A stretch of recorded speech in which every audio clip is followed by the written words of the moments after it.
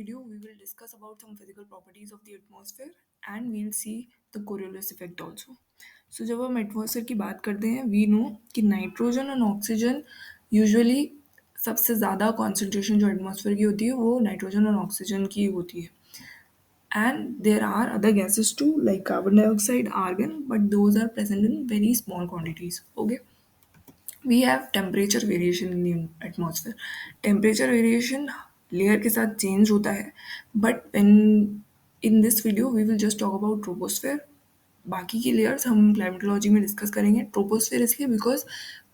Majority of जो atmospheric phenomena है वो ट्रोपोस्फेयर में हो रहा है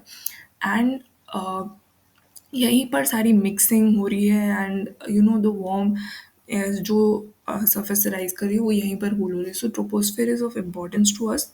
in this video we will just discuss about this कि as you can see this curve कि अर्थ सर्फेस से स्टार्ट हुआ अराउंड 18 डिग्री सेल्सियस टेम्परेचर था एंड जैसे जैसे हम ऊपर जा रहे हैं तो temperature is going in on the negative side मतलब फ्रीजिंग पॉइंट से भी कम हो जा रहा है सो यहाँ पर जो ट्रोपोस्फेयर है वो बहुत ठंडी लेयर है we should know okay so temperature variation in the atmosphere में जब हम बात कर रहे हैं तो ट्रोपोस्फेयर एक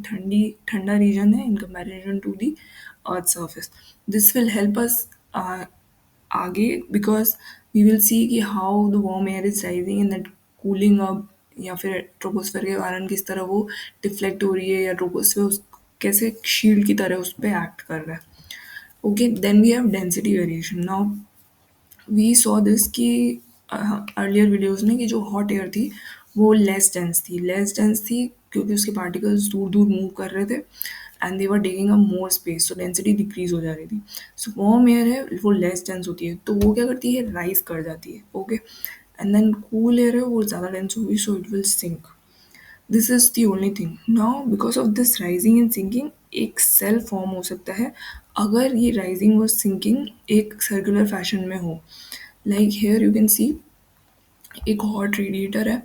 सो what it is doing is कि जो सराउंडिंग एयर है उसको वो गर्म कर रहा है आफ्टर वार्मिंग इट अप वो लेस डेंस हो जा रही है और वो राइज कर रही है राइज अप कर रही है फिर इस कोल्ड विंडो से जो ठंडी हवा आ रही है यहाँ से it is again getting cooled so cool होने के कारण उसकी डेंसिटी बढ़ रही है सो इट इज़ सिंकिंग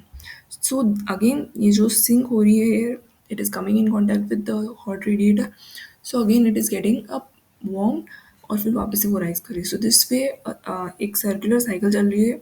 जिसमें राइजिंग और सिंकिंग हो रहा है एयर का and this is forming a convection cell okay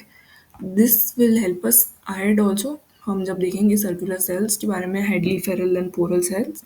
so उसमें it will be useful to us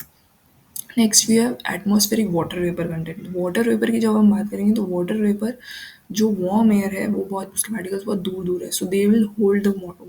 water vapour more easily in comparison to the dry air which is dense and इसीलिए जो warm air होगी वो moist होगी and जो cool air होगी that is dry now water vapour density को भी affect करता है हाउ जब हम वाटर वेपर अगर किसी एयर में ऐड कर देंगे तो उसकी डेंसिटी कम हो जाती है बिकॉज वाटर वेपर की डेंसिटी एयर से कम हो जाती है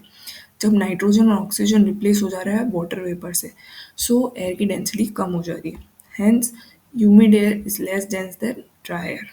okay now we have atmospheric pressure what happens हमने cool air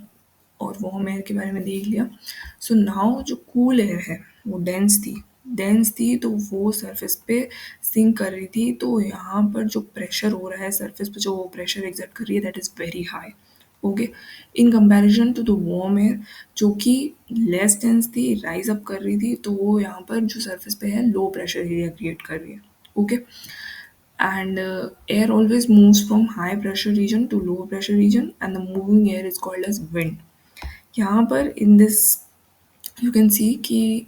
the warm air was rising up now after rising up हमने देखा कि ट्रोपोस्फेयर बहुत कूल है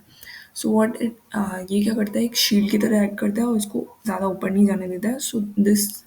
air either goes left or to the towards the right so after travelling a bit यहाँ पर troposphere में वो ठंडी होने लग जाती है ठंडी होने के बाद एक पॉइंट पे इट गेट्स सो डेंस कि वो सिंक करने लग जाती है so then this sinking air again exerts high pressure on the surface and then there is a movement of wind from air from high pressure to low pressure, which is known as wind. Okay, now we have a अर्थ जिसमें हम assume कर रहे हैं कि non spinning अर्थ है. सो इसमें क्या क्या हो रहा है दैट वील सी. कि इक्वेटर है. ओके, इक्वेटर पे सन की जो रेज फॉल कर रही है. So what they are doing is कि इस रीजन को वार्म कर रही है. वार्म अप करने के कारण जो एयर है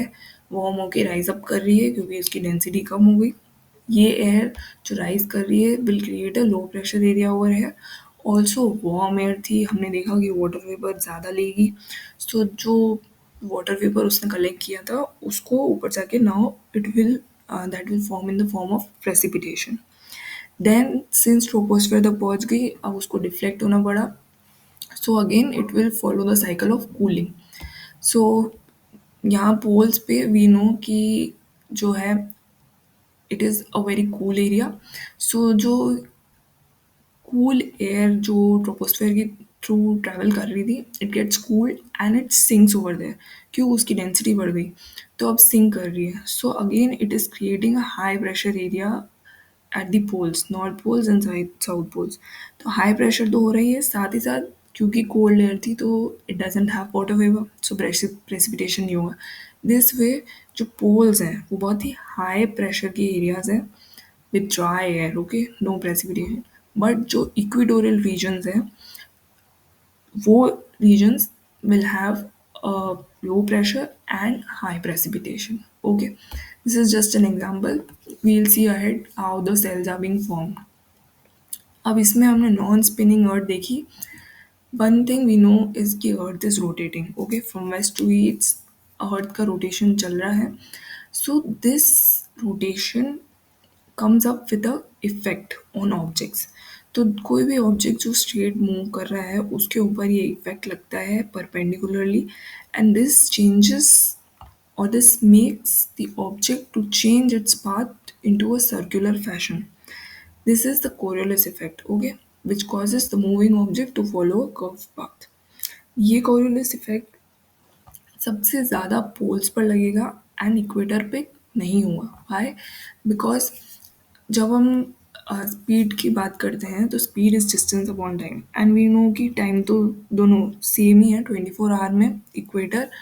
and poles 24 hours is the time, but speed की जब हम बात करेंगे it is getting proportional to distance. So when we are talking about equator, equator पे बहुत ज़्यादा डिस्टेंस कवर करना पड़ता है in comparison to poles. So इसीलिए इक्वेटर पे जो स्पीड रहेगी it is very much negligible, or you can say it is very much zero in comparison to what it is at poles. So इसी कारण क्या होता है कि जो कोरियोलिस इफेक्ट है वो ज़ीरो हो जाता है इक्वेटर पे एंड पोल्स पे it is maximum. This Coriolis effect causes the object to follow a right path northern hemisphere में, and southern hemisphere में it makes the object follow a left path. Okay, कोई northern hemisphere में object था तो उसको वो right की तरफ इट विल मेक इट